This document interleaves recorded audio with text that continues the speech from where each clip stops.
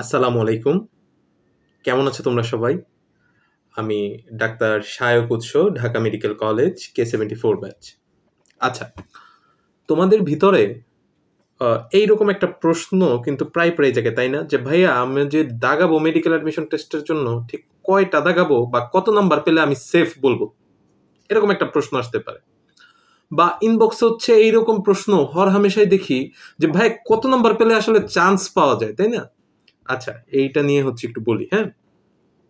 দেখো, বিগত যদি কয়েক বছরের হচ্ছে কাটমার্ক যদি আমরা দেখি, কাটমার্কটা ছিল কিন্তু মোটামুটি মনে করো যে 65 থেকে 70 এই টাইপের হচ্ছে একটা কাটমার্ক ছিল। ঠিক আছে, এক একবার এক এক রকম প্রশ্ন, একটু কম বেশি কঠিন সহজ এটার উপর নির্ভর করে কম বেশি হচ্ছে 65 থেকে 70 তুমি কাটমার্কটা ধরে রাখতে পারো। ওকে, এরপরে যদি দেখি যে হাইয়েস্ট নাম্বার কত ছিল, হাইয়েস্ট নাম্বার 90 বা এর উপরে এরকম একটা ছিল, তাহলে মোটামুটি হচ্ছে এইটার ভিতরে যে নাম্বারটুকু আছে এতটুকু তোমার পাইতে হবে।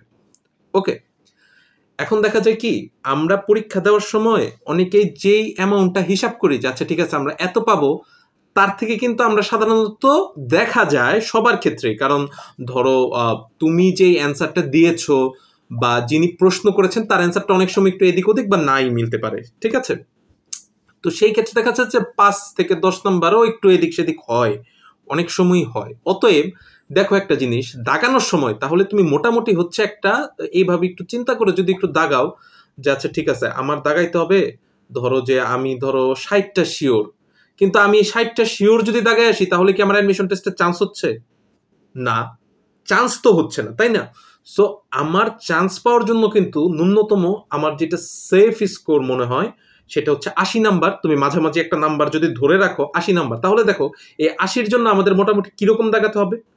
এই 80 নাম্বারের জন্য আমাদের কিন্তু মোটামুটি হচ্ছে ধরো যে 80 আমাদের হচ্ছে 80 আমাদের পাইতে গেলে তাহলে তো হচ্ছে আমাদের মনে করো যে সেই ক্ষেত্রে হচ্ছে প্রায় 90টার মতো হচ্ছে আমি দাগানোকে মোটামুটি সেফ মনে করি।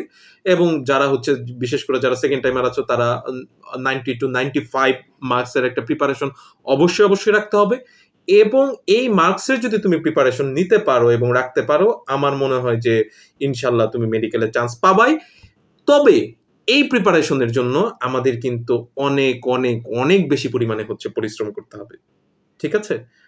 তো এটাই হচ্ছে তোমাদেরকে বলার ছিল যে তোমাদের হচ্ছে মানে পরিশ্রমের মাত্রাটা এখন যে যতটুকুই করছো আর একটু বাড়িয়ে দাও এবং একটু স্ট্র্যাটেজিক ওয়েতে হচ্ছে তোমরা পরিশ্রমটা করো, ঠিক আছে?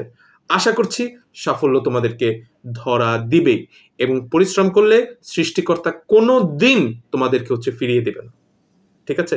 সবাই ভালো থেকো, সুস্থ থেকো। আজকে আসি। আসসালামু আলাইকুম।